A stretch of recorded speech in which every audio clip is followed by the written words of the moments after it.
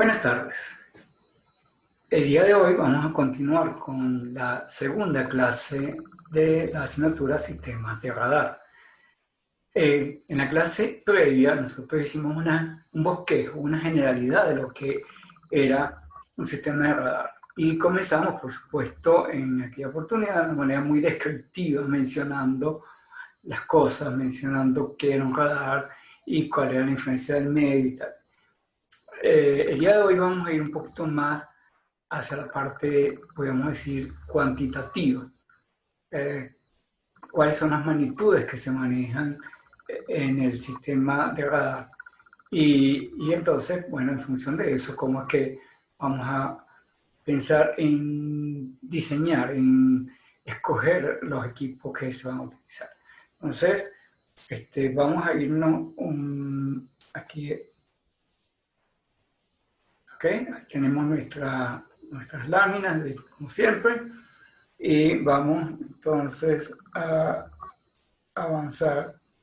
¿Ok? Entonces, ¿qué es lo que vamos a hacer? Como yo decía, vamos a ir hacia la parte cuantitativa. Entonces, vamos a insistir sobre cuáles son las ecuaciones que están involucradas en esto, cómo nosotros podemos utilizar estas ecuaciones para predecir el nivel de la señal que estamos recibiendo en el sistema de radar. Y una vez que ya tenemos la ecuación, entonces vamos a poder establecer un concepto importante que es el alcance, hasta dónde llega el sistema de radar. Y eso va a estar, como ustedes se van a dar cuenta, está muy vinculado precisamente con las magnitudes que aparecen dentro de esa ecuación. Los radares que nosotros tenemos, principalmente para medición de distancia, son radares de pulso. Así que vamos a hablar un poco sobre los radares de pulso y cuáles son sus ventajas y sus limitaciones. ¿Okay? Y una de las cosas que vamos a ver que es característica de un radar de este estilo es precisamente lo que tiene que ver con lo que tiene con la rata a la cual nosotros mandamos estos pulsos, porque eso nos impone una limitación en el alcance. Otro de los elementos que vamos a estar introduciendo el día de hoy es lo que denominamos la sección efectiva radar de un blanco, porque eso va a determinar de alguna manera cuánta energía se devuelve hacia el sistema de radar y puede significar que en algunos casos esa cantidad sea tan pequeña que el avión sea invisible, algo que ya mencioné en la clase anterior, ¿no? Hoy vamos a insistir un poco sobre qué es lo que denominamos un avión visible a radar. Y bueno, y finalizamos con algunos parámetros que tienen que ver con antena de manera introductoria, porque en otra clase vamos a ir más profundamente sobre ese tema. Bueno, entonces, ya que estamos hablando de la ecuación de radar, ¿okay? Recordemos para qué sirve el radar. La función principal de un radar es la medición de la distancia a la que se encuentra un objeto. Entonces, ¿qué es lo que hace? El radar coloca una señal, una portadora que puede ser modulada, y observa los ecos provenientes del objeto. Y en función de esto, entonces es que nosotros podemos eventualmente obtener esa información de distancia. Así que frecuentemente se utiliza como envolvente de la señal dentro de esta modulación, se utiliza un pulso cuadrado por cada duración. Es decir, el radar está encendido durante un breve periodo de tiempo y luego está apagado durante un periodo más largo, que es el periodo en el cual escuchamos los ecos.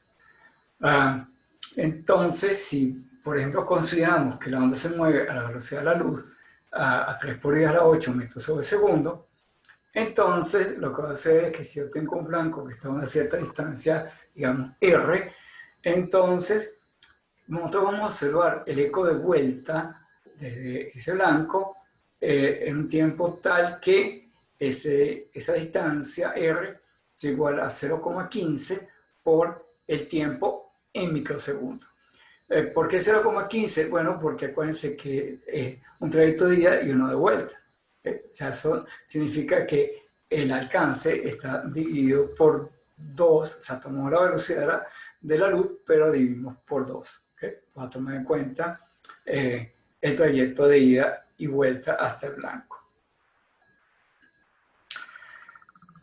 Como yo les decía, nosotros tenemos que enviar unos pulsos para observar los blancos. Digamos, la situación que está indicada en la primera lámina, ¿okay? En la lámina de arriba. Aquí nosotros tenemos, digamos, este avión tiene un radar a bordo y está observando otros aviones que están enfrente de él. Él emite un pulso de tiempo y espera los ecos producidos por estos aviones. El primer avión va a producir un eco al cabo del tiempo T1, ¿okay? Observado del lado del radar que está del lado izquierdo.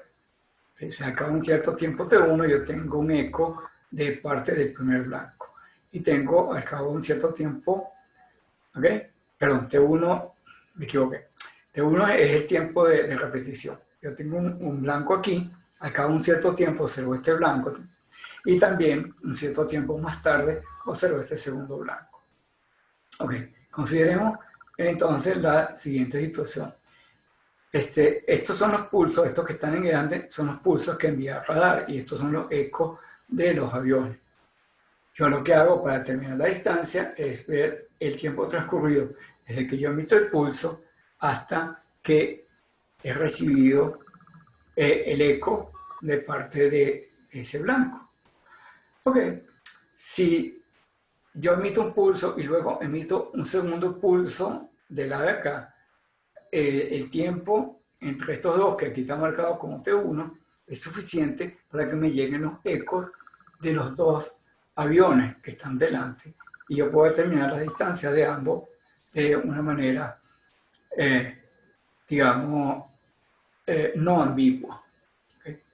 Pero, ¿qué pasa si mi tasa de repetición es más alta? Es decir, que el segundo pulso que yo emito en el tiempo, digamos, de sus dos, como que está indicado acá, es demasiado corto. Lo que va a ocurrir es que el primer blanco yo lo voy a observar a la distancia correcta, porque el tiempo lo estoy midiendo desde aquí hasta aquí, entonces con el tiempo transcurrido hasta que llega el eco, tengo correctamente determinada la distancia hasta ese blanco. Pero ¿qué va a pasar con el avión que está más lejos? Cuando me llega el pulso, en realidad ya yo he enviado un segundo pulso desde el radar. Y cuando yo empiezo a contar el tiempo, lo que yo veo es este tiempo pequeñito que está aquí. Es decir, que en lugar de yo ver este avión más lejos, inclusive lo veo más cerca que el otro avión. ¿Okay? Entonces aquí yo tengo una ambigüedad en la determinación de la distancia al otro avión.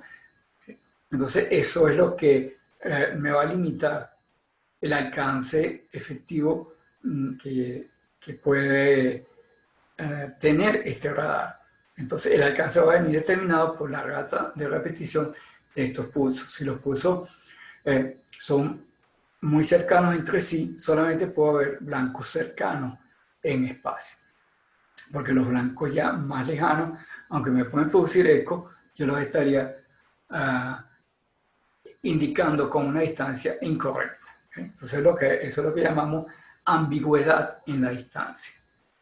Vamos a ver más adelante cuando vamos a dar esto, que también inclusive se puede presentar un fenómeno parecido, pero que tiene que ver con ambigüedad de velocidad. O sea, podemos tener que la determinación de la velocidad del blanco fuera incorrecta también, de la forma parecida a lo que tenemos acá. Es decir, tenemos un número que es ambiguo. El significado de ese número ya no corresponde a la realidad. ¿Okay? Entonces, estos ecos que llegan después de la transmisión del siguiente pulso se denomina second time around. Y entonces, claro, como les decía, esto establece una distancia máxima en la que puede funcionar ese radar y que viene determinado precisamente por la frecuencia de repetición. Y como ustedes ven allí en la fórmula, ese tiempo, esa distancia R1A, que significa no ambiguo, la distancia no ambigua, será igual a la velocidad, en este caso velocidad de la luz, dividida por 2 veces, por lo del tiempo de ida y vuelta, y dividido por la frecuencia de repetición de los pulsos. ¿Okay? Y bueno, por supuesto, como dice allí, las unidades, la frecuencia de repetición viene en hertz y la distancia R está en kilómetros. Muy bien. Entonces, ahora vamos a... Perdón. Ok. La otra cosa que tiene que ver es con la forma de onda que usted emite. Dice, aunque los radares típicos utilizan pulsos rectangulares, como yo mencioné hace un rato, y yo con esto marco el tiempo de comienzo, a partir del cual yo comienzo a contar el tiempo hasta que viene el eco. Entonces eso me sirve para determinar la distancia. Okay, el pulso rectangular es muy preciso en la determinación, digamos, del tiempo de comienzo. ¿Okay? Pero en algunas ocasiones, en lugar de utilizar un pulso cuadrado como este, podemos utilizar una señal modulada. Por ejemplo, aquí dice que si utilizamos modulación de frecuencia o modulación de fase, esto permite una compresión de los pulsos recibidos. Entonces, esto también nos permite una alta precisión en la determinación del alcance, pero sin la necesidad de utilizar un pulso demasiado estrecho, lo cual impone grandes requerimientos sobre los transmisores. ¿Okay? Nosotros vamos a ver más adelante cuando veamos equipo que el transmisor de radar tiene que poner una señal fuerte. ¿Okay? Y algunas de esas señales son del orden de los kilovatios o inclusive de megawatts. Y entonces, producir un pulso demasiado estrecho, la idea es concentrar toda la energía del radar en un pulso muy estrecho, significa entonces que la potencia instantánea tiene que ser muy alta. Y en consecuencia, el transmisor tiene que ser capaz de manejar esa potencia tan elevada. Una manera de disminuir los requerimientos de potencia instantánea es hacer el pulso más ancho. ¿Okay? Entonces, en este caso, nosotros pudiésemos utilizar un pulso que está modulado, porque un pulso demasiado ancho también tiene sus problemas. Entonces, podemos utilizar una señal modulada en frecuencia que va a distribuir la energía en un tiempo más grande, lo cual disminuye los requerimientos de potencia instantánea en el transmisor.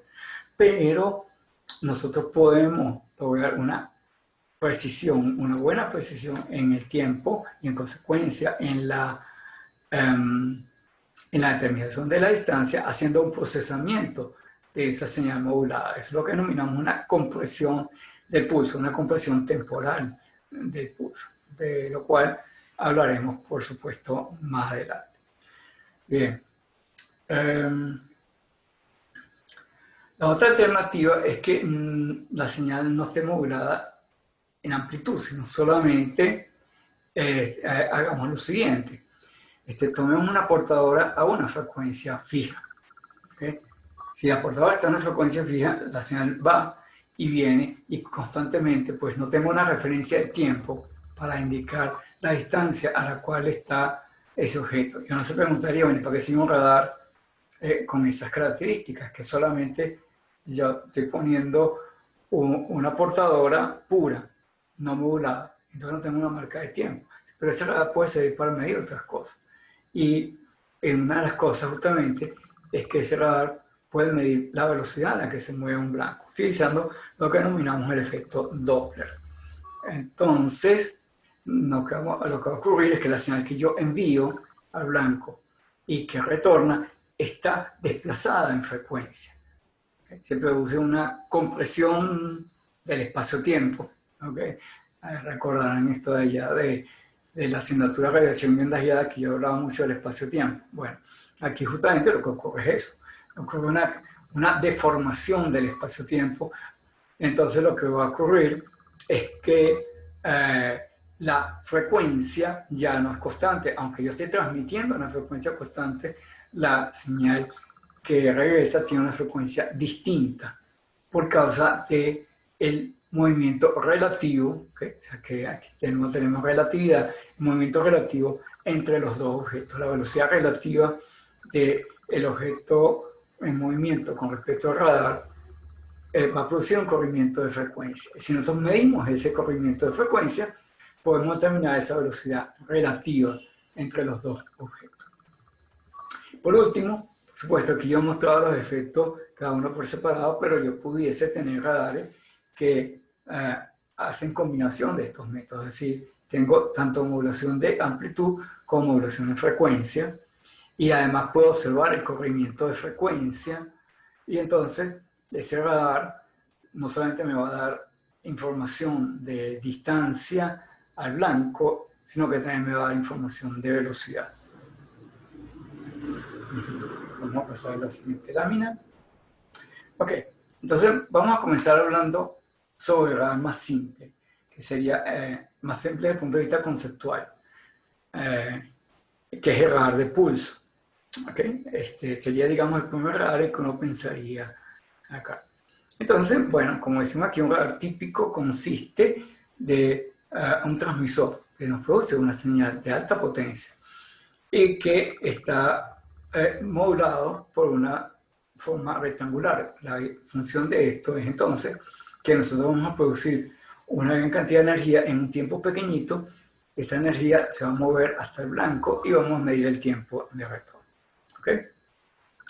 El tipo de transmisor que podemos utilizar allí puede ser, por ejemplo, un magnetron, como el que se utiliza en las cocinas, no es microondas. ¿Okay? Entonces, nosotros vamos a tener que ese magnetron se puede encender o apagar con la señal de control, la señal modulador. Entonces, debido a esto, es que ese radar lo denominamos radar pulsante, a diferencia de otros radares que vamos a ver luego, que llamamos de onda continua, que no están interrumpidas en la señal. ¿Okay? Entonces, la señal va hasta el blanco y de regreso la recibimos con un receptor súper heterodigno. Así que entonces vamos a ver el esquema que tenemos aquí abajo. ¿Okay? Aquí tenemos el transmisor de que yo he hecho referencia anteriormente. Aquí tenemos el modulador de pulso, ese que yo decía que enciende y apaga al transmisor. Tengo un dispositivo que separa la vía de ida de la vía de vuelta, que es lo que denominamos el duplexer, que en muchas ocasiones esos duplexers se pueden construir con circuladores, sobre todo si las potencias son bajas. Las potencias son altas, necesitamos otro dispositivo. Pero en principio podemos pensar aquí en un circulador que actúe como duplexer. La señal va a la antena, va hasta el blanco y regresa. Y la señal que regresa la vamos a recibir con un amplificador de bajo ruido en primera instancia. Tienes que, esa señal que regresa es muy débil, por tanto es comparable a ruido. Si nuestro receptor tuviera demasiado ruido, pues taparía totalmente los ecos de radar que queremos medir. La señal entonces, que ya pasa por amplificador de bajo ruido, luego se pasa a un mezclador en el cual se combina con un oscilador local, de manera que finalmente vamos a producir una señal de frecuencia intermedia. Y en frecuencia intermedia sí continuamos haciendo el procesamiento, continuamos amplificando la señal y además limitando el ancho de banda para que no se nos meta ruido extra durante esto. Al final vamos a lo que denominamos el segundo detector, que en general es simplemente un diodo, que nos va a convertir esa señal alterna en una señal continua, o más bien una señal de baja frecuencia, que correspondería a la detección de ese pulso que tenemos allá. Y esa señal de baja frecuencia la llevamos a un amplificador de video, acá, para llevarlo luego al display. Y ese display, como les digo, entonces la señal se representa, la señal que acabamos de detectar, se va a representar en ese dispositivo. Vamos a ver un poquito algo de estos dispositivos. ¿Okay? Tenemos dos formas de mostrar la información allí. La forma, digamos, más conocida por las personas es lo que correspondería al esquema de la izquierda, que es lo que llamamos un PPI, el Plant Position Indicator. ¿Okay? Este este dispositivo que está acá, lo que hacemos es entonces que mostramos en forma radial los ecos de radar. Tengo un eje que se mueve, ¿okay?, angularmente, o sea, esta línea que está acá se mueve angularmente solidaria con la posición de la antena. O sea, la antena radar va girando y este eje que yo tengo acá se mueve conjuntamente con la posición de la antena. Y los ecos de radar se representan acá. Por supuesto, la señal es un diente de sierra que mueve el haz electrónico desde el centro hacia la periferia hasta el alcance máximo de radar. Cualquier eco que nosotros recibamos va a producir una marca en la pantalla, ¿verdad?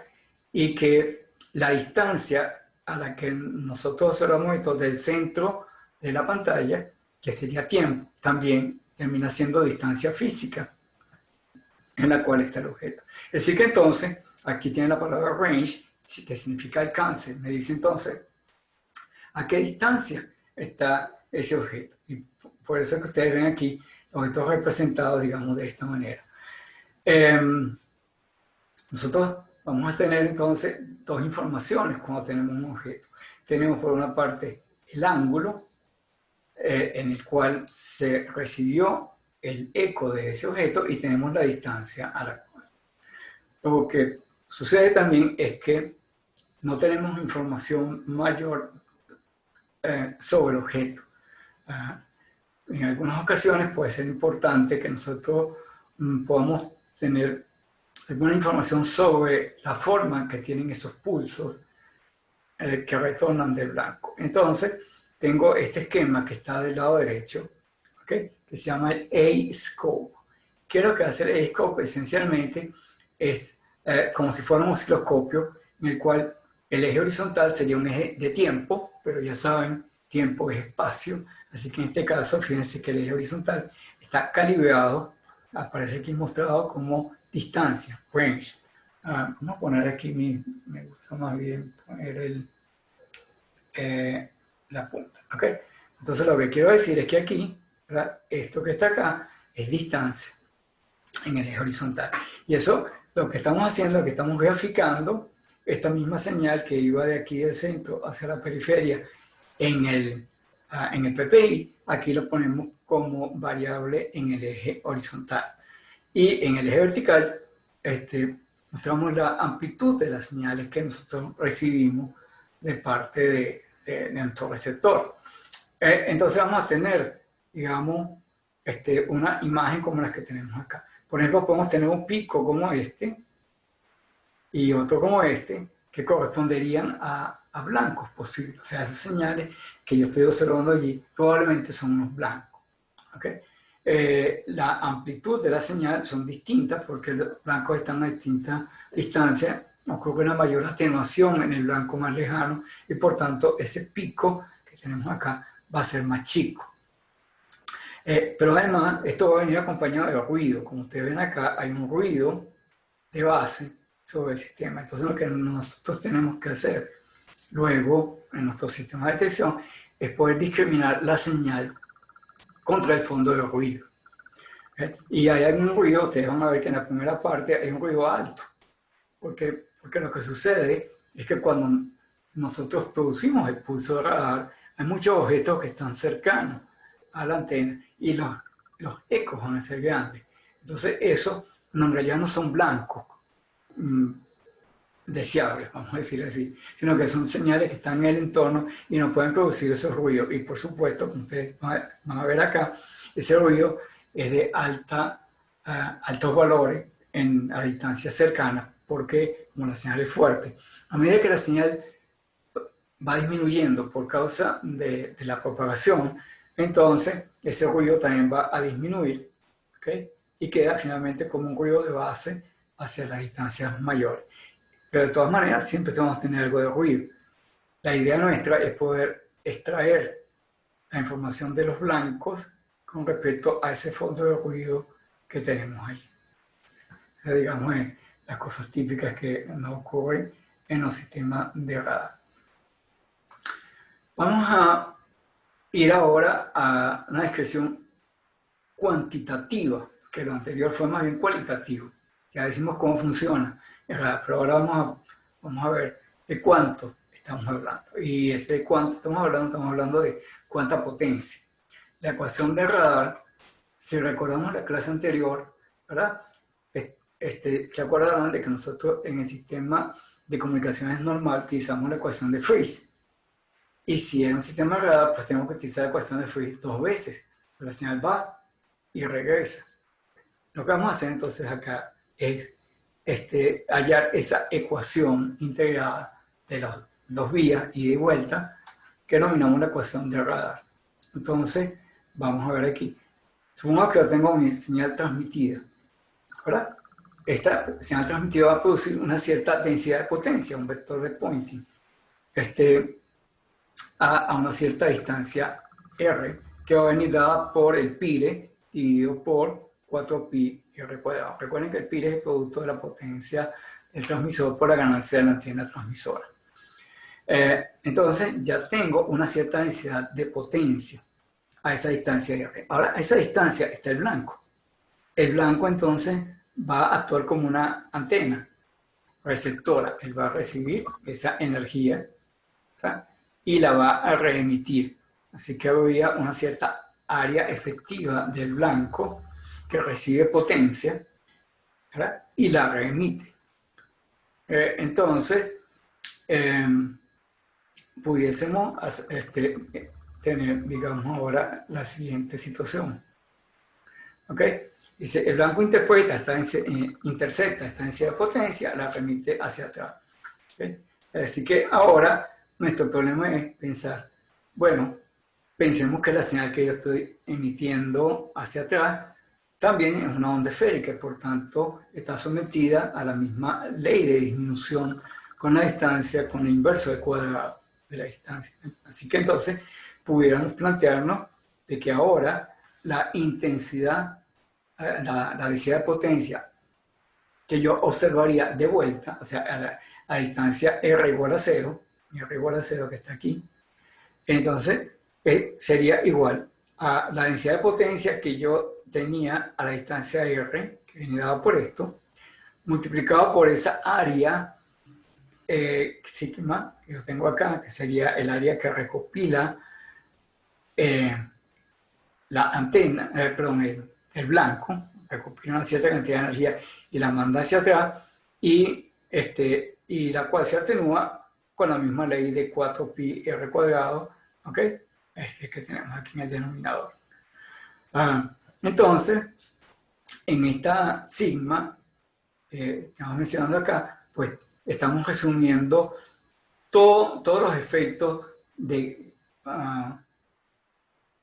ese objeto. Lo tengo acá cuando él toma la señal de microondas y la remite hacia atrás. Es decir, que tomaría en cuenta no solamente la capacidad de captación de energía, sino también la capacidad de reemisión, o sea, como si fuese una ganancia de antena transmisora en este caso, ¿verdad? Entonces, bueno, todos esos efectos los juntamos en una cantidad única que llamamos sigma, y esa cantidad sigma, por lo que ustedes pueden ver acá, tiene dimensiones de metros cuadrados, por eso le llamamos área. Área, le llamamos sección transversal de radar del objeto. Bueno, ahora este vector de Poynting yo tengo que integrarlo, tengo que multiplicarlo por el área efectiva de la antena receptora. ¿Ok? Y entonces, de esa manera tengo la potencia recibida. Es decir, la ecuación de radar ahora ya tiene en esta forma. Va a tener, se me perdió el cursor. Va a tener, digamos, esta expresión, va a ser el π dividido por 4pi r cuadrado, pero r a la 4, ¿ok? 2 veces ida y vuelta, por la sigma, y ahora por el área efectiva de la antena receptora, que ya sabemos, esa área efectiva es igual al área efectiva, es el área de la antena isotrópica multiplicada por la ganancia de la antena receptora. Así que esto me establece una cierta potencia recibida a una cierta distancia. Nosotros pudiéramos invertir ahora esto, para determinar cuál es la distancia máxima a la que nosotros podemos operar nuestro radar. Es decir, la potencia mínima detectable fuera, por ejemplo, S mínima, ¿okay? Si S mínima es la potencia mínima detectable, entonces lo que va a suceder es que, invirtiendo la ecuación anterior, pudiésemos detectar cuánto es la distancia máxima. La distancia máxima que nosotros tendríamos para ese sistema de radar sería, digamos, el pi por el área efectiva, por sigma, sobre 4pi al cuadrado, por esa potencia mínima, en raíz cuarta. Entonces, vamos a ver aquí que debido justamente a esta raíz cuarta que está aquí, pues esto nos va a poner una cierta requerimiento en nuestro sistema. Pero un detalle importante para nosotros en general es la relación del pi a la potencia mínima detectable. Esto que está aquí, esa relación que tenemos acá, determina cuánto es la diferencia de potencias que nosotros vamos a estar manejando. Fíjense que el pi es la potencia que estoy poniendo al aire. ¿Okay? En realidad es la potencia del transmisor multiplicada por la ganancia de la antena. Y la potencia mínima detectable es lo más pequeño que yo puedo recibir. Entonces hay una diferencia mucho más grande en el caso de un sistema de radar de lo que ocurre con un sistema de comunicaciones convencional. ¿Y eso por qué? Porque ahora lo que va a suceder es que debido precisamente a esta potencia, un cuarto que está acá, es necesario que tengamos una diferencia mucho mayor entre la potencia transmitida y la recibida. Entonces,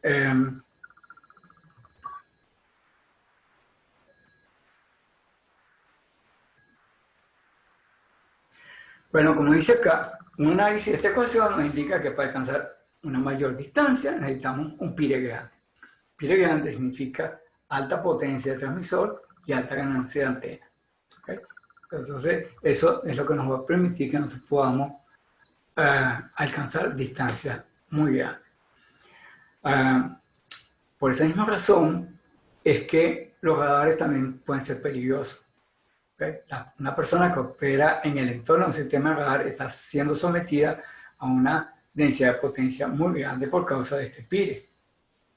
Uno nunca debe caminar delante de una antena de radar, por lo menos a corta distancia. ¿Okay?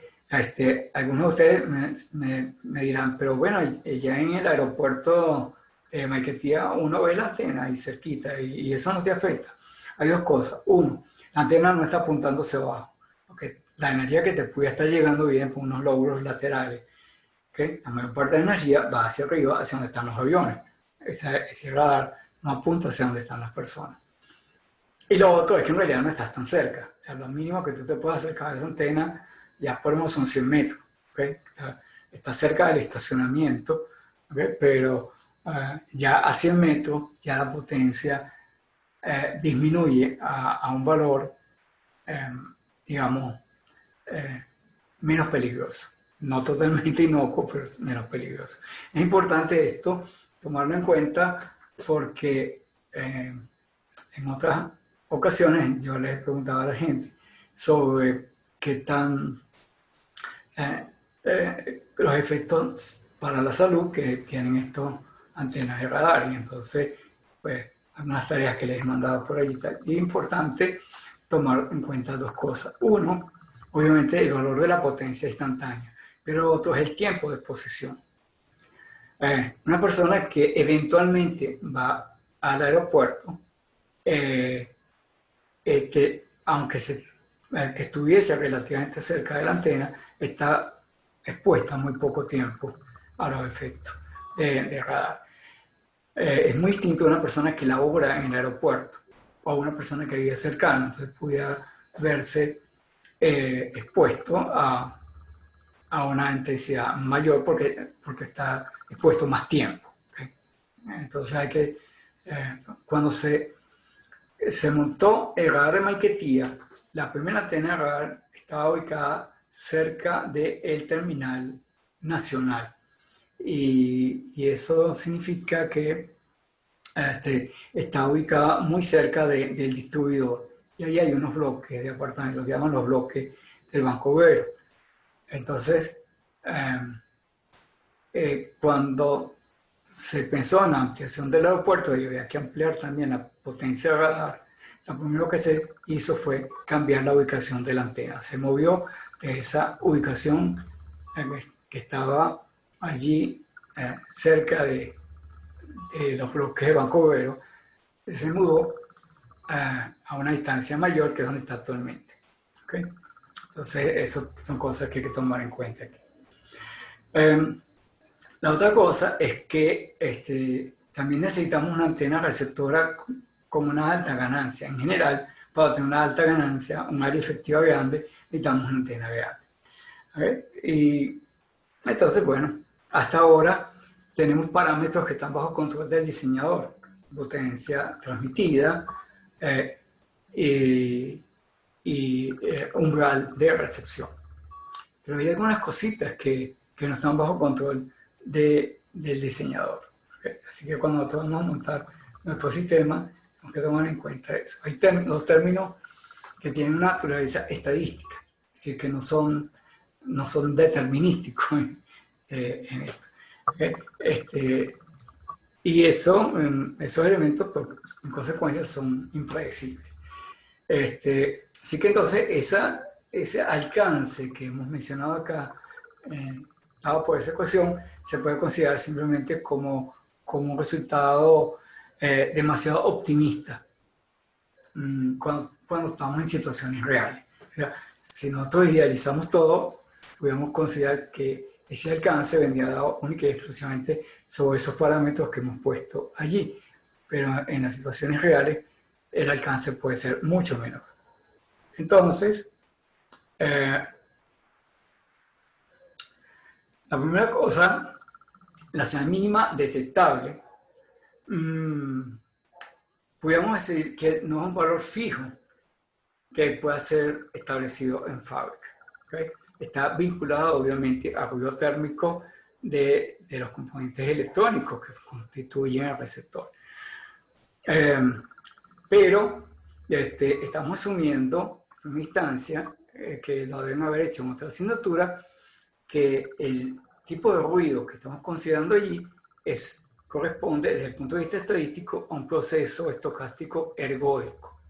¿Qué significa esto? Que primero que todo, para que un proceso sea ergódico tiene que ser estacionario. Y ergódico significa que los promedios en el tiempo, ¿okay?, son iguales a los promedios estadísticos.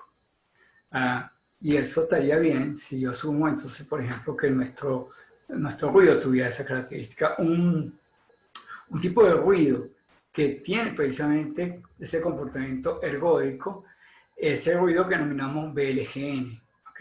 Unlimited Gaussian Noise, o sea, un ruido gaussiano de banda limitada. Y la banda limitada justamente es lo que nosotros denominamos el ancho de banda de ruido del receptor, que no necesariamente coincide con el ancho de banda de 3 dB que nosotros muchas veces utilizamos como un criterio para determinar las características de un receptor. Entonces, el ancho de banda de ruido del receptor puede no coincidir con el ancho de banda de 3 dB. Pero además, decimos que ahí estoy asumiendo un modelo muy idealizado. Estoy considerando que el ruido tiene un comportamiento gaussiano. Muchas veces sucede que eso no es así. Hay ruidos que no son gaussianos. ¿Okay? Por ejemplo, tenemos ruido impulsivo, el cual tiene un comportamiento estadístico completamente distinto.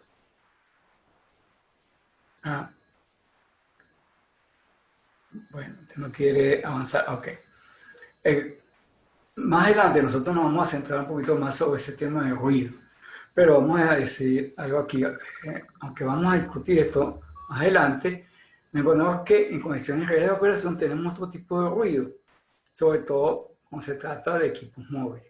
¿Por qué? Porque aquí nosotros vamos a tener barcos, aviones y vehículos terrestres en los cuales tenemos otras fuentes de ruido.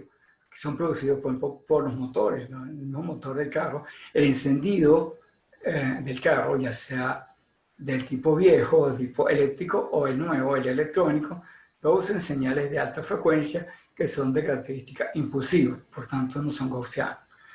¿Okay? Además también tenemos un ruido de interferencia, el cual pudiera no ser gaussiano. Y en particular, cuando tenemos, digamos, contramedidas electrónicas, cuando nuestro equipo está siendo contraatacado por otro sistema de radar que nos ponen unas señales que interfieren con nuestro sistema.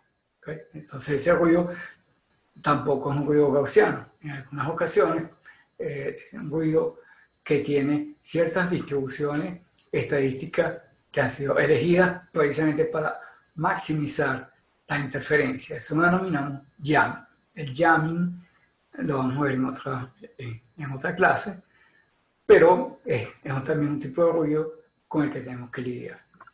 Y el otro problema que nos puede producir ruido es la operación no lineal de los dispositivos. Cuando nuestro receptor está siendo sometido a una señal fuerte, entonces puede ser que el receptor esté operando en zonas no lineales y aparecen ruidos de intermodulación. Las señales se mezclan, ¿verdad? Y se produce un ruido que se suma un ruido térmico y que van a subir el piso de ruido y en consecuencia nuestra capacidad de detección de los objetos.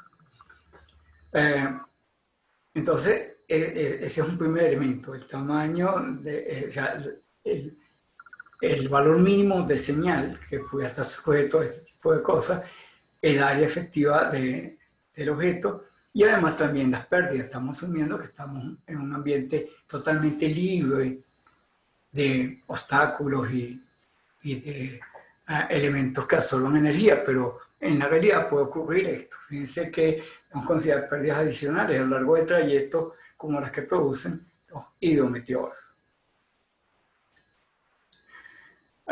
Entonces, veamos qué es lo que tenemos a la salida del amplificador de frecuencia intermedia. Bueno, una de las primeras cosas que uno trata de hacer aquí es de maximizar la relación señal-ruido, cosa que ustedes también aprendieron en Comunicaciones 1.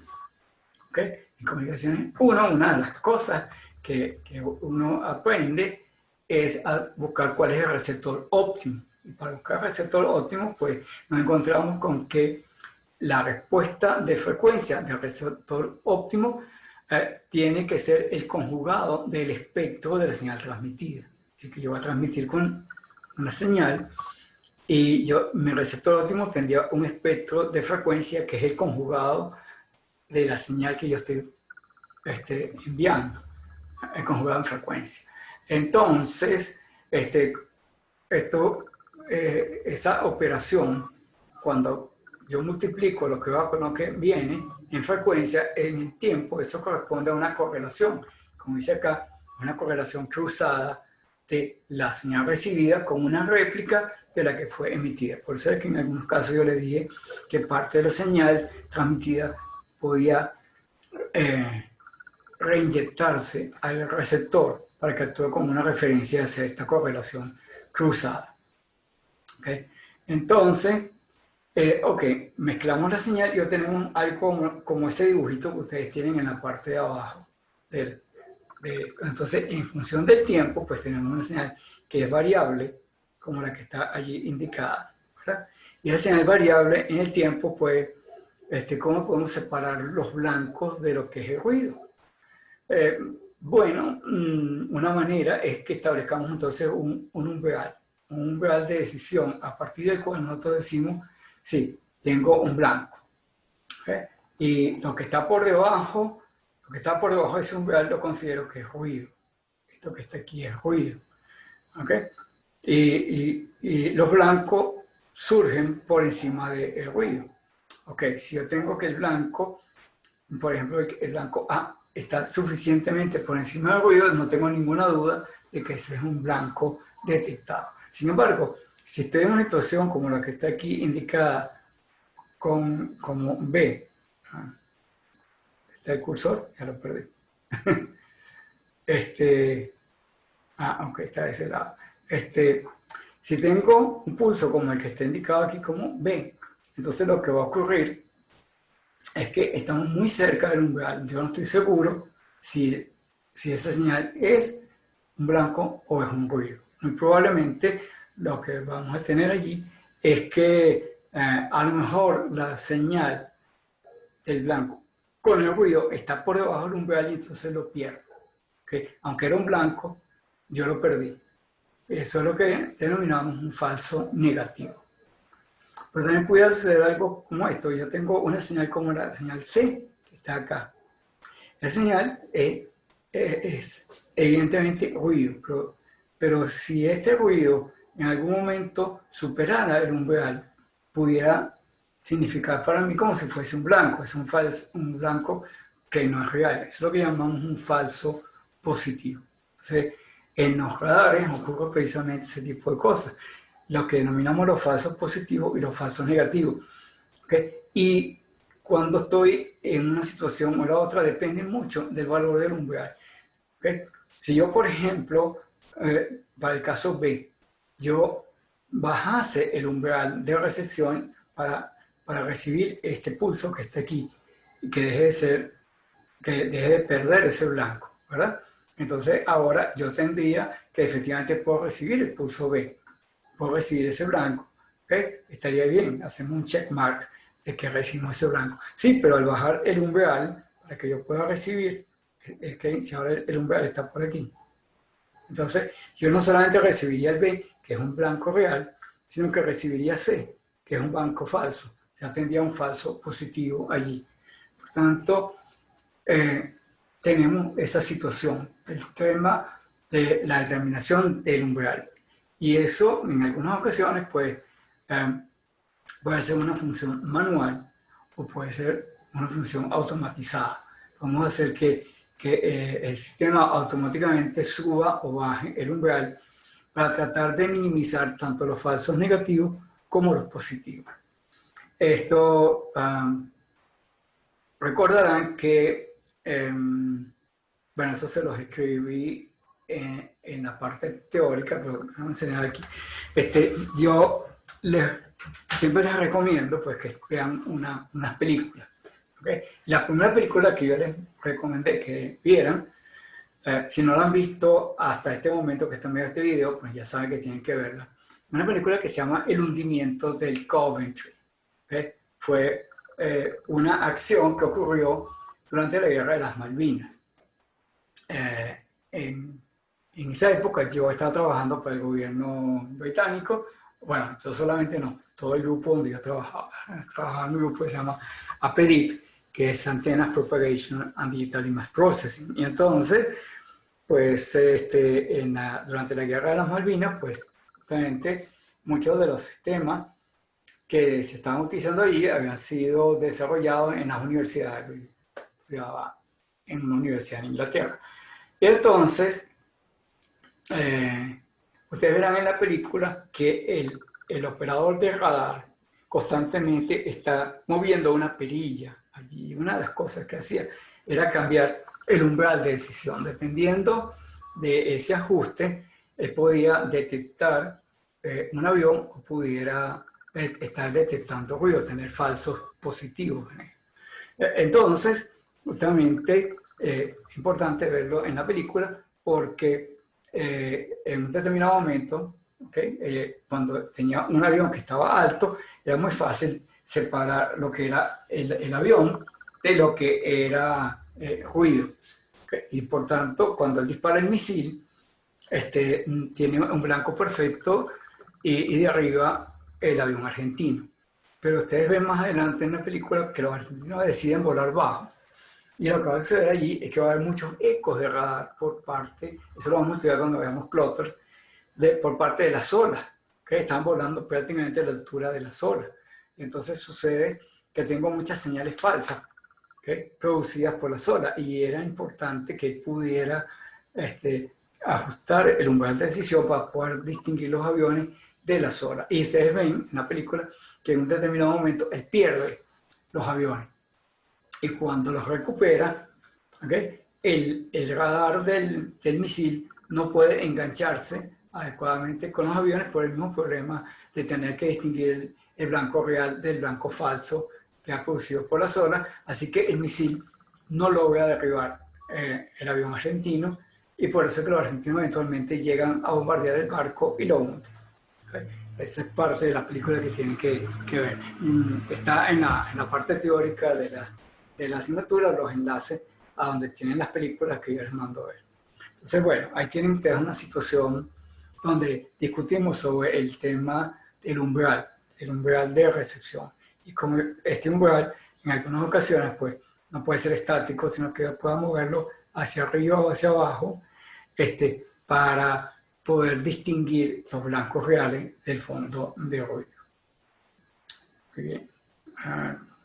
Cuando utilizo esta tableta de esta manera, pues, como difícil. Bueno, lo que está escrito acá es justamente todo lo que yo acabo de decir. ¿Okay? Así que no voy a repetirlo. Simplemente puse el dibujito 2 veces para el bla bla que está acá. Y aquí está la definición de lo que son los falsos negativos y los falsos positivos. Así que no vamos a continuar con ese tema. Bueno, entonces ahora, ¿qué aspecto tiene la ecuación de radar en nuestro caso? Bueno, ahora le hemos hecho modificaciones. La ecuación de radar ahora tiene este aspecto. ¿Okay? La distancia máxima elevada a la cuarta potencia va a ser igual al π multiplicado por el área efectiva de la antena receptora por la sección transversal de radar del blanco, dividido sobre los factores que están allí, que son esencialmente 4π cuadrado por cada constante de Boltzmann, la temperatura absoluta, el ancho de banda de ruido y la figura de ruido del receptor. O sea, los términos que están en la parte de abajo son los que me determinan el piso de ruido. ¿Okay? ¿Dónde está esto?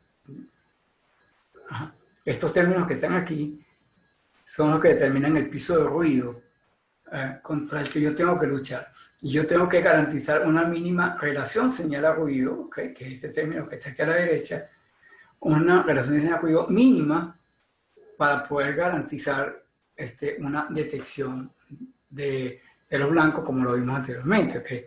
Esa relación es S sub 0 sobre N sub 0. Además, estoy planteando acá, está asumiendo de nuevo un ruido gaussiano. En algunas ocasiones, pues, eso habrá que modificarlo, porque si el ruido no es gaussiano, estos números hay que modificarlos.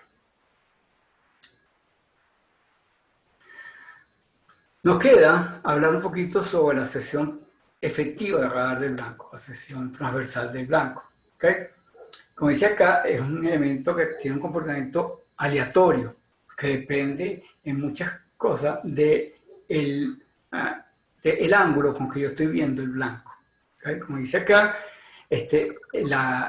esa sección transversal sería un área ficticia tal que si interceptara a la intensidad de radiación de la onda proveniente del transmisor, radiaría hacia atrás una onda esférica, ¿okay?, y con la misma intensidad de radiación en el receptor que la que produce el objeto real. Es decir, que esa es un área ficticia, así como también cuando hablamos del área efectiva de una antena, es un área ficticia. Pero de la misma forma como ocurre con las antenas, aquí esta sección transversal del blanco, ¿verdad?, no coincide exactamente con el área física, pero sí, nosotros diríamos que en términos generales hay una tendencia a que los objetos grandes produzcan un área efectiva mayor. Un detalle interesante es que aquí en la definición utilizamos el término intensidad de radiación y no la densidad de potencia, el vector de Poynting. ¿Por qué? Porque el vector de Poynting interviene en la distancia y aquí lo que me interesa es el comportamiento angular. Entonces utilizamos intensidad de radiación para esta definición que está acá. Entonces, la sección transversal es independiente de la distancia, pero sí es dependiente del ángulo. Ajá. Bien, entonces, si vamos a darle una definición a esta sección transversal sigma, diríamos entonces, como dice acá, potencia reflejada hacia la fuente por unidad de ángulo sólido dividido entre la densidad de potencia incidente en el blanco sobre 4pi estereoradianes, de nuevo para llevar todo a intensidad de radiación. Si la distancia es muy grande, muy grande, pues entonces prácticamente en lugar de tratar con ondas esféricas, podemos considerarlo como una onda plana. Y entonces podemos decir que en el límite, cuando R tiende a infinito, sigma, entre la sección transversal del blanco, sería igual a 4pi r cuadrado por el cociente de la E sub R entre la E sub I al cuadrado para llevarlo a potencia, evidentemente. ¿Okay? O sea que entonces el campo eléctrico incidente dividido entre el campo eléctrico reflejado y multiplicado por 4pi r cuadrado, pues esto nos daría a nosotros una medida de la sección transversal del blanco. Pero como veremos más adelante, vamos a ver que es una cantidad muy variable. Esta cantidad tiene unidades de metros cuadrados, ya lo dijimos anteriormente, precisamente por el término R2 que aparece en la expresión. Dice, es altamente dependiente del aspecto que presente el objeto a la onda incidente, es decir, el ángulo con que yo veo el objeto. Ese aspecto sería entonces el ángulo que hay entre el eje del objeto y la dirección del rayo incidente. Como decíamos acá hace un rato, lo único que puedo decir respecto a la vinculación con respecto al tamaño del blanco es que los objetos grandes tienden a producir una sección efectiva mayor, suponiendo que tengan la misma forma. Si la forma cambia, ya esa regla no se cumple. No se cumple tanto. ¿Dónde está el marcador? Nunca lo consigo. Ok. Entonces, nosotros pudiésemos hallar el valor del área efectiva de un objeto a partir de las ecuaciones de Maxwell. Lo que tenemos que hacer es aplicar las condiciones de frontera adecuadas al objeto. Sin embargo, en la práctica esto es muy difícil de hacer. Es muy difícil de modelar el objeto para poder tomar en cuenta todas las posibles alternativas que tiene en la geometría, por lo menos para hacerlo de manera analítica. Se puede hacer por software, hacerlo de manera numérica. ¿Okay? Numéricamente es posible hallar una expresión para el área efectiva del objeto, especialmente cuando son objetos, digamos, relativamente sencillos. Dice, en la práctica solamente esto es posible para estructuras geométricamente simples. Pero un detalle interesante es que estos objetos simples nos pueden ayudar a entender algunos comportamientos de estos objetos frente a las señales de radar. Vamos a considerar, por ejemplo, un objeto muy simple. Consideremos una esfera. Okay. Esto que está aquí es la sección efectiva de radar de una esfera. Importante de notar aquí es que, ¿qué es lo que estamos mostrando acá? Estamos obteniendo lo que está en el eje vertical es una relación de la sección efectiva de radar de ese objeto con relación a el área que enfrenta esa circunferencia. Lo que nosotros veríamos de esa esfera proyectada sería una circunferencia. Entonces, fíjense que lo que aparece aquí en el denominador es pi por a cuadrado. Es decir, que lo que tenemos allí es el área de un círculo. Entonces, esa es el área geométrica que yo vería enfrente. Y lo que estoy mostrando acá es el área de radar en comparación al área física que, que yo encontraría en mi camino, ¿ok? Si yo veo esa esfera. Y entonces nosotros vemos, obviamente, que hay un caso, el caso cuando es igual a 1, ¿ok? Este caso por aquí, es cuando esas cantidades son iguales. Pero un detalle interesante, según lo que estamos viendo en la lámina, en la sección transversal de radar puede ser mucho más pequeña que el área física, que es lo que llamamos la región de Rayleigh, pero también hay zonas en las cuales tenemos un comportamiento muy, muy particular, ¿okay? Donde inclusive el área de sección transversal es más grande que el área física, ¿okay? Como esta sección que está por aquí, en esta zona que denominamos la región de Mi, región de resonancia. Y obviamente cuando nos alejamos hacia el lado derecho, llegamos a lo que denomina una región óptica, que en cuyo caso el área efectiva correspondería con el área física. O sea, eso tiende asintóticamente a 1. ¿Qué es lo que tenemos en el eje horizontal? Es básicamente la circunferencia de ese círculo con relación a la longitud de onda. O sea, que aquí aparece 2pi por A, la longitud de esa circunferencia, dividida por la longitud de onda. Por tanto, entonces, en la medida en que nos movemos hacia la derecha, ¿verdad? Lo que va a suceder es que nos estamos moviendo hacia frecuencias más altas. Hacia la izquierda son frecuencias más bajas. Entonces, si bien ese es un objeto que no vamos a conseguir frecuentemente en la práctica, sí nos puede orientar mucho sobre lo que nosotros queremos diseñar. Cuando nosotros estamos diseñando nuestro radar, tenemos que tomar en cuenta algunos objetos para poder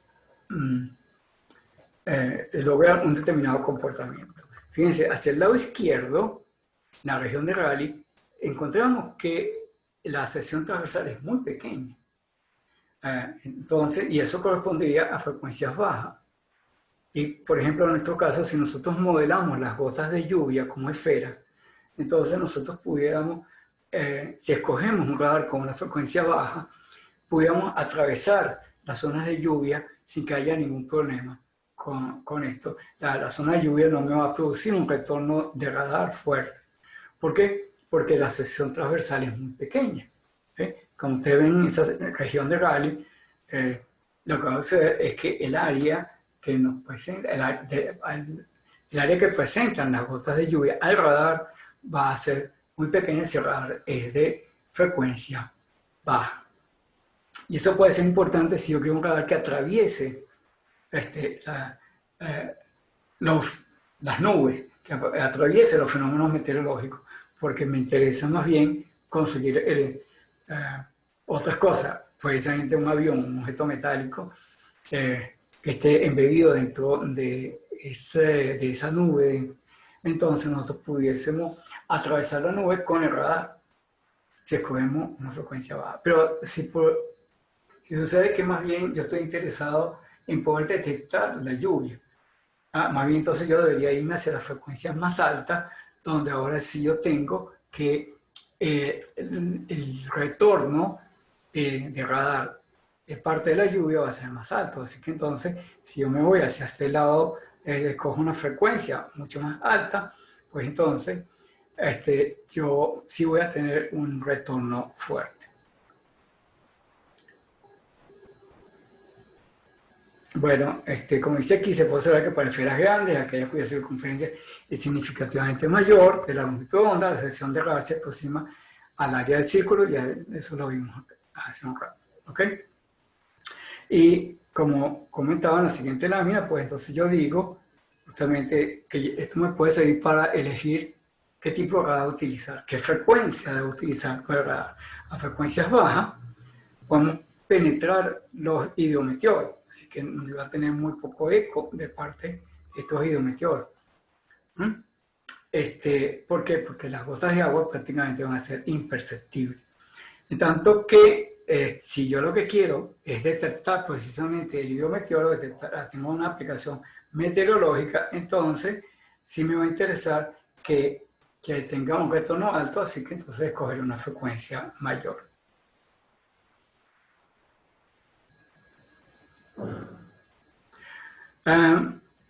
Además de la esfera, se han hecho estudios sobre otros objetos. Por ejemplo, uno que se considera aquí interesante, el objeto que se denomina cono esfera. El cono esfera es un objeto de interés acá porque se aproxima de alguna manera al fuselaje de un avión o de un misil.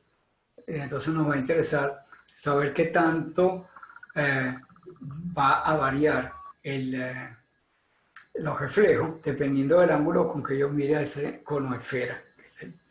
¿Okay? Dice acá que hay una discusión de este objeto en el libro de Skolnick, el cual también lo tienen ustedes en módulo 7. Y entonces no voy a hacer la deducción acá, la tienen en el libro, pero lo que sí voy a ir a observar algunos resultados que son sacados del libro. ¿Okay? Entonces, estos resultados los vamos a observar para dos polarizaciones diferentes. Aquí yo tengo la sección transversal efectiva del cono esfera para polarización horizontal, perpendicular al eje del cono. ¿Okay? Así que entonces, déjenme buscar algo aquí que pudiera servir para, bueno, el mismo bolígrafo que tengo acá. ¿Okay? Entonces, este es el eje del cono y lo que nosotros vamos a tener aquí es que la polarización, el campo eléctrico es perpendicular al eje del cono. Y lo que yo estoy observando aquí ahorita es la variación, vamos a verlo así, ¿okay? Es observar la variación angular alrededor de esto. ¿Okay? Entonces, bueno, en realidad debería hacerlo así. ¿Okay? Esto, vean ustedes un detalle interesante. ¿Okay? Bueno, vamos a ubicarnos acá donde está el cono. Más allá de las cantidades que aparecen aquí, vamos a encontrarnos que la cantidad radial es sigma sobre lambda cuadrado. ¿Okay? El área efectiva con relación a la longitud de onda para esto que estamos estudiando acá. El lado de adelante, donde tenemos aquí 0 grados, ahí es la punta del cono. Y aquí atrás, donde dice 180, es la parte que más bien corresponde a la esfera. Y si nosotros vemos, ¿okay? En estos ángulos que están por aquí, en todos estos ángulos, prácticamente tendría una cantidad constante. Esa sería, lo que yo veo es prácticamente la esfera.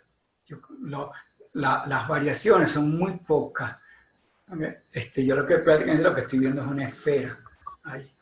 Estoy viendo hacia atrás y por supuesto tengo una reflexión relativamente grande, como ustedes ven acá. En la medida en que yo comienzo a moverme hacia la punta del cono, vean ustedes, bueno, hay una transición donde hay un valor bastante grande aquí, justo en el punto donde la esfera se conecta, por decirlo de alguna manera, con el cono. Ahí hay una reflexión fuerte, pero fíjense que de ahí en adelante las reflexiones son mucho más débiles hacia el lado de adelante, hacia la punta, que hacia el lado de atrás, que es donde está la esfera. Y eso es importante, porque lo que sucede es que esta punta, entonces, dispersa la señal de radar hacia los lados. Y por eso es que tengo esta disminución en la amplitud de la señal retornada, o sea, en el valor de sigma. Eso que tenemos acá para el caso de polarización horizontal, pues lo tenemos también para el caso de polarización vertical. Ups, me fue. ¿Ok? Esto, fíjense, para el caso es igualito. Entonces tenemos aquí los resultados para polarización vertical. Y entonces, de la misma manera, la parte de atrás, la parte que corresponde a la esfera, prácticamente la magnitud de la sección transversal de radar es prácticamente constante para todos los ángulos, ¿okay? Y además tiene un valor grande. Y cuando nosotros nos vamos hacia el lado de adelante, hacia el lado donde está el cono, vean que hay una disminución, ¿ok?, muy marcada de la sección transversal de radar de esa figura, ¿ok?, y que sí depende, por supuesto, del ángulo. Ajá. Veamos ahora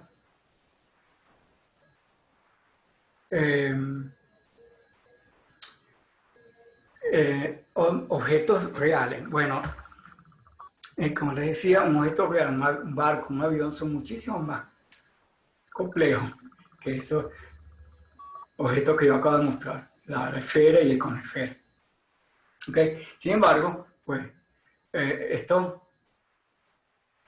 ejercicios que hicimos con estos objetos anteriormente, pues nos dan una idea más o menos de cómo, por dónde van los tiros, como dice acá. ¿Okay? Si tenemos una sección transversal, depende del ángulo con que yo mire esto, depende del aspecto, depende del tamaño, pero además también depende de la forma.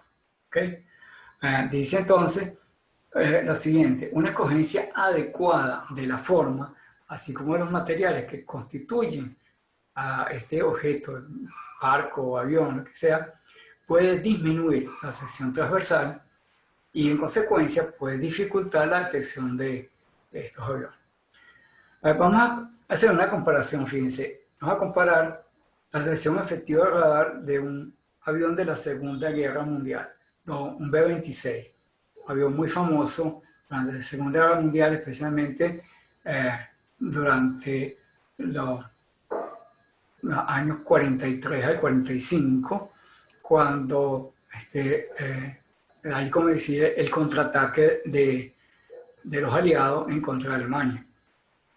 Entonces, ese avión, el B-26, pues se utilizó mucho en esas ocasiones.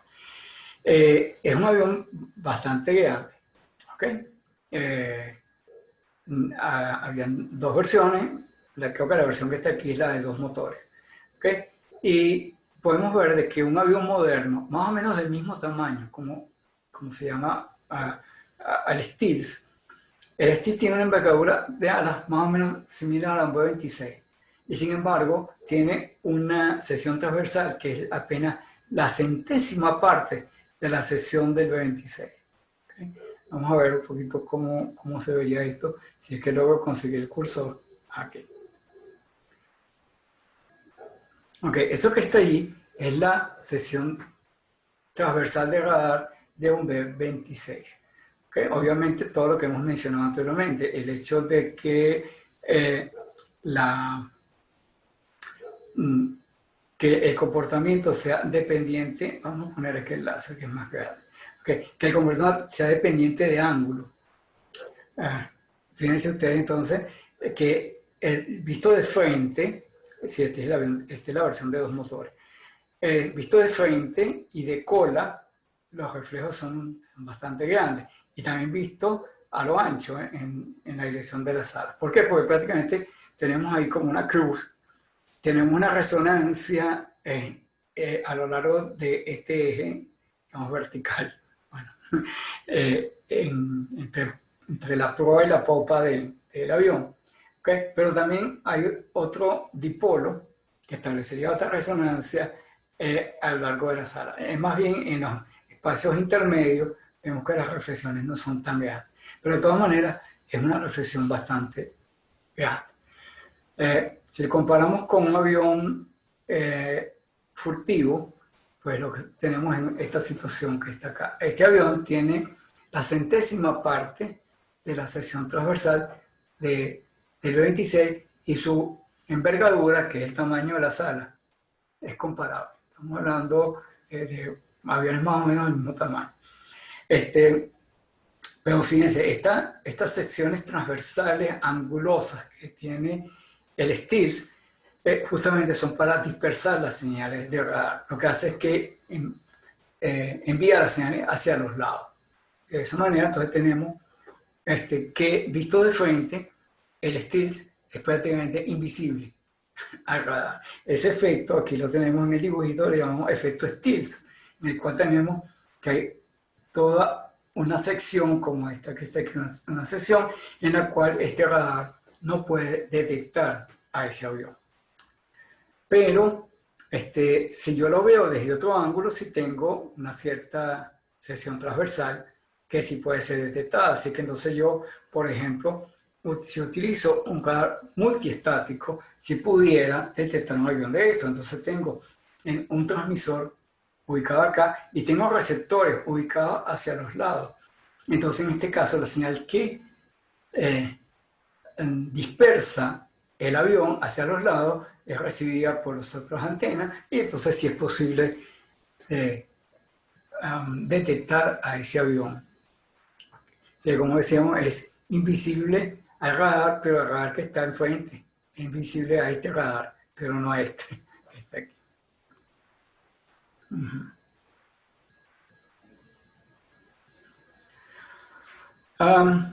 Parámetros de la antena. Bueno, como decíamos anteriormente, asumimos, cuando estamos deduciendo la ecuación del radar, asumimos un valor para la ganancia de la antena. Pero el radar no solamente mira con el lóbulo principal, también tiene lóbulos hacia los lados. ¿Okay? Entonces, en realidad, los radares utilizan antenas directivas y la intensidad de radiación cambia con el ángulo con respecto al eje de radiación de la antena.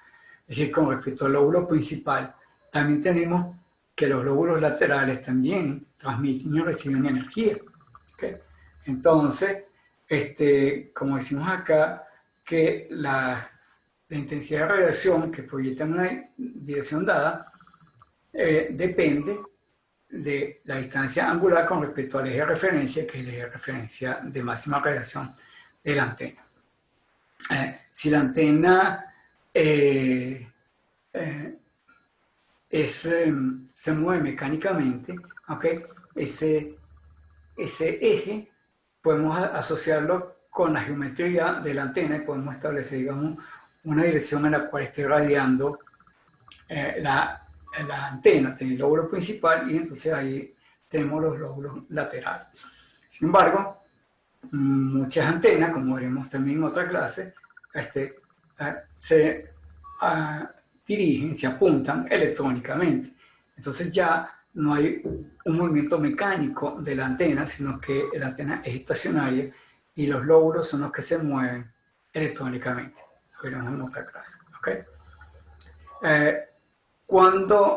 ¿Qué tipo de patrón de radiación yo debo utilizar? Bueno, depende de las aplicaciones. Veremos aquí entonces un par de situaciones, digamos, ilustrativas.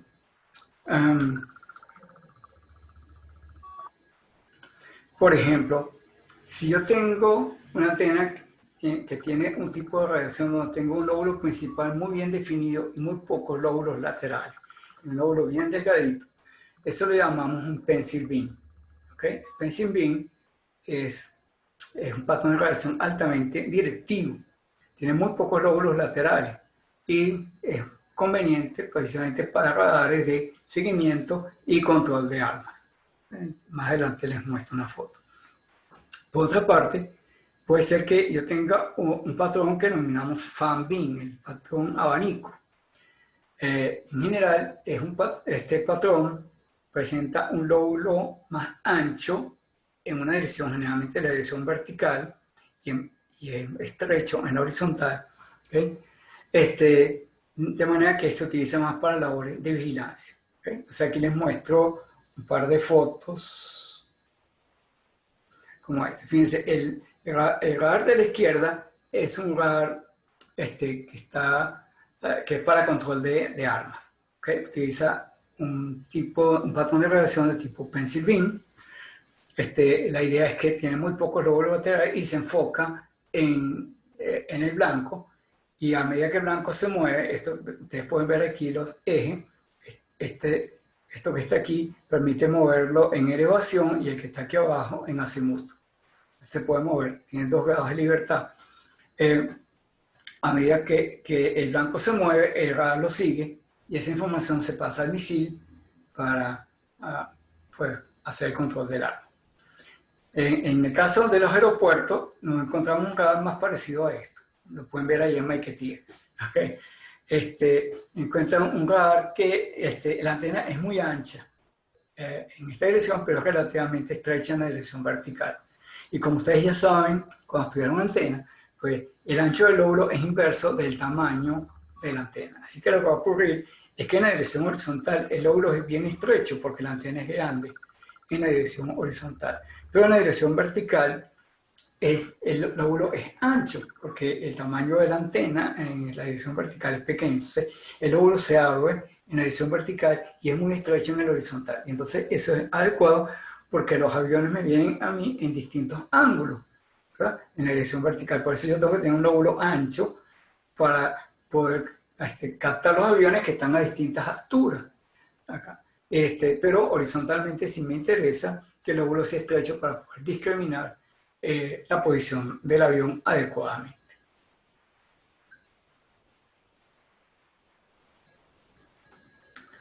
Bueno, por último, vamos a mencionar otro efecto que hay que tomar en cuenta en el diseño de radar, que es el efecto de la propagación.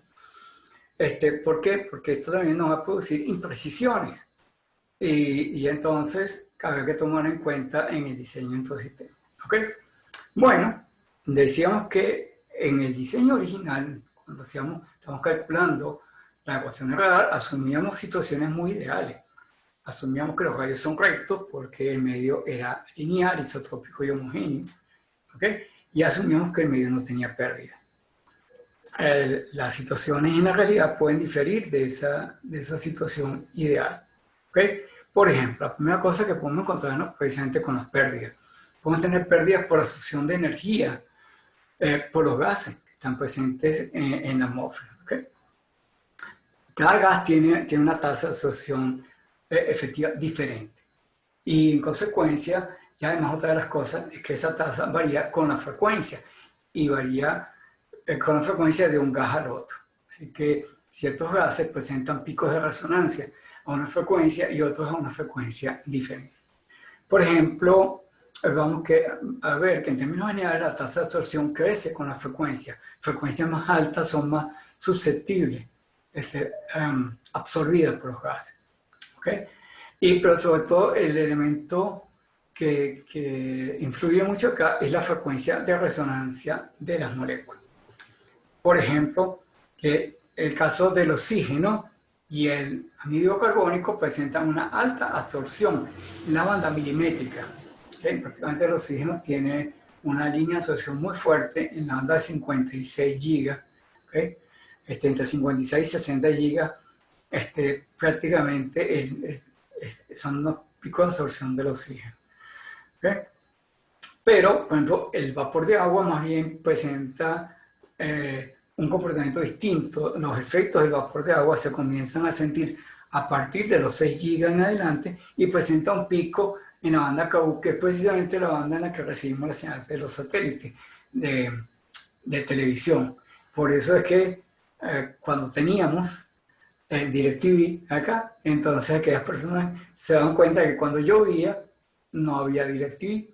¿Por qué? Porque lo que sucedía era que la señal de banda KU era absorbida por la lluvia. ¿Okay? Entonces, por esa razón era que teníamos esa atenuación. ¿Okay? Como dice aquí, bueno, aquí yo en primera instancia hablé de vapor de agua, pero también eso está asociado con agua líquida, hielo y granizo.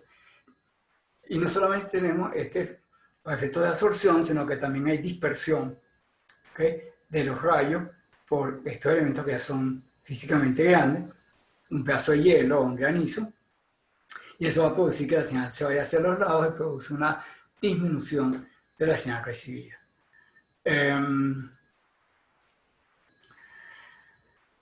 La otra cosa es que nosotros hemos asumido que el medio era homogéneo, pero en realidad la atmósfera terrestre no es homogénea. Sabemos que disminuye con la altura, disminuye la densidad del aire y en consecuencia también disminuyen la presión, la temperatura y la humedad. Y como la permitividad es a su vez función de esos parámetros, tenemos que en términos generales tenemos una disminución de la permitividad del épsilon con la altura. Y como vimos en otra asignatura, entonces si yo tengo un gradiente epsilon, lo que sucede es que la trayectoria ya no es rectilínea, sino que es una trayectoria curva. Y hicimos aquí, entonces las trayectorias dejan de ser rectas cuando tengo esta inhomogeneidad. En general, vamos a tener que va a haber un alargamiento en la trayectoria, ¿okay? Normalmente la curvatura de rayo es comparable a la curvatura de la Tierra, así que entonces puede alcanzar distancias muy grandes. ¿Okay? En general, tiene poco efecto en la pérdida de espacio libre, pero lo que vamos a tener aquí, no hay cambios en la amplitud de la señal, sino hay multitrayectoria. Y eso ocurre cuando la curvatura es suave. ¿Okay? Sin embargo, esto va a tener dos efectos. El primero que vamos a ver acá es el cambio de dirección. Introduce un error, sobre todo en la altura en la que estamos viendo un objeto. ¿Okay? Entonces, un error en la estimación de la posición del blanco que podamos estimar a partir del ángulo con el cual me está llegando la señal a la antena receptora. ¿Okay? Entonces, si resulta que ese radar se está utilizando para control de armas, yo puedo dejar de percibir correctamente la posición del blanco. De nuevo, la película de las Malvinas, para que vean esos efectos allí. ¿Okay? Veamos, por ejemplo, estos efectos que tenemos aquí. Yo tengo un objeto real. ¿Okay? Tengo este avión que está en esta posición, pero el radar que está acá, la señal de radar, sigue una trayectoria curva, como la que está indicada acá. Entonces, si el radar trata de determinar la posición del avión, básicamente del ángulo con la que le llega la señal, ¿verdad? Va a ver, entre comillas, al objeto en esta posición, es decir, donde dice objeto aparente. O sea, él pensaría que el avión está en esta posición, y si es un radar que lleva, por ejemplo, un control de arma, pues estaría disparando en esta posición, lo cual haría que efectivamente yo perdiera el blanco. Así, si yo veo el objeto en una posición distinta a donde está, pues obviamente no puedo lograr que el armamento llegue a donde yo quiera. Ajá. Como decía, estas inhomogeneidades son producidas por los gradientes de temperatura, presión y humedad de la atmósfera. Si la curvatura es suave, o sea, si ese cambio es suave, pues tenemos una sola señal ahí presente. En general, lo que va a producir es un sobrealcance de la señal. Decimos entonces que el horizonte radar es mayor que el horizonte óptico. O sea, el radar puede ver más lejos de lo que puede ver el ojo humano, simplemente porque la señal de radar se curva más que la señal de luz. ¿Okay? Y entonces, eso nos permitiría ver blanco lejano, inclusive más allá del horizonte óptico. Es una ventaja para algunas cosas. ¿Okay? Sin embargo, bajo condiciones de superrefracción, ese rayo curvo puede evidentemente chocar con la Tierra. Es decir, si ahora la curvatura del rayo fuera mucho mayor, ¿okay? Entonces sucedería que el rayo se curvaría y eventualmente pudiera chocar con la Tierra. Si cae en un medio absorbente no hay mayor problema. Si disipa la energía allí como calor y bueno, no tenemos nada. Pero si es una superficie reflectora, entonces se va a producir una señal reemitida y va a tener un efecto tipo guía de onda. Y eso es lo que denominamos un ducto. De hecho, al principio, si la reflexión ocurre contra la Tierra, por ejemplo, o más bien contra una superficie de agua, entonces se produce lo que denominamos un ducto superficial. Sin embargo, también es posible que se formen ductos elevados a través de procesos meteorológicos, como en el caso de una subsidencia. Entonces, en algunas ocasiones, las subsidencias pueden producir estos ductos elevados. El problema está, cuando yo tengo un ducto elevado, es que si la señal está dentro, si la señal del radar está dentro del ducto, que yo tengo un alcance muy grande, ¿okay? Porque las pérdidas ya no siguen la ley del inverso de la cuarta potencia que hemos visto anteriormente, sino que es una ley mucho más benigna desde ese punto de vista. Entonces podemos tener que la señal puede alcanzar distancias muy grandes. Lo que pasa es que esas señales probablemente no van a ser útiles porque estarían más allá de la distancia no ambigua en el caso de radares de pulso. Pero el problema que me puede ocurrir con un ducto es esto, que el objeto que yo quiera ubicar esté fuera del ducto. Si yo tengo este avión y yo tengo un ducto superficial, la señal está rebotando aquí abajo y el avión está encima, así que entonces yo no puedo detectar ese objeto porque está fuera del ducto. ¿Okay? Esto que yo mostré aquí, para el caso de ducto superficial, también se puede repetir en el caso de ductos elevados. ¿Okay? Igualmente, si el avión está dentro del ducto, bueno, ok, no hay problema. Pero si está fuera del ducto, no tengo señal para poder detectar el avión. Entonces dice, el efecto de guía de onda que hace un ducto hace que la mayor parte de la energía quede dentro del ducto, queda muy poco por fuera. Permite que alcance grandes distancias con relativamente poca atenuación, pero como les dije, puede que eso no sea muy útil por causa de que cae más allá de la distancia no ambigua del radar pulsante. ¿Okay? Como decía aquí, fuera del ducto hay muy poca energía. Si el blanco está fuera del ducto, no hay reflexión y por tanto no podemos detectar al blanco. Bueno, esto nos permite a nosotros comenzar a trabajar ya, digamos, los sistemas de radar. Esto, como siempre, después que uno hace la presentación del material, pues siempre conviene hacer alguna discusión al respecto. Bueno, entonces, ¿qué hicimos el día de hoy? Ya pasamos de una descripción más genérica de radar, vamos a ir hacia hacia un estudio cuantitativo, para lo cual entonces desarrollamos toda una ecuación, que es una ecuación de radar, y vimos que los eventos que participan de esa ecuación, la potencia del transmisor, la ganancia de las antenas, que son elementos que pueden estar bajo control del diseñador. Pero hay unos elementos que ya mencionamos que no están bajo control del diseñador. Uno de ellos justamente es la sección efectiva de radar del objeto.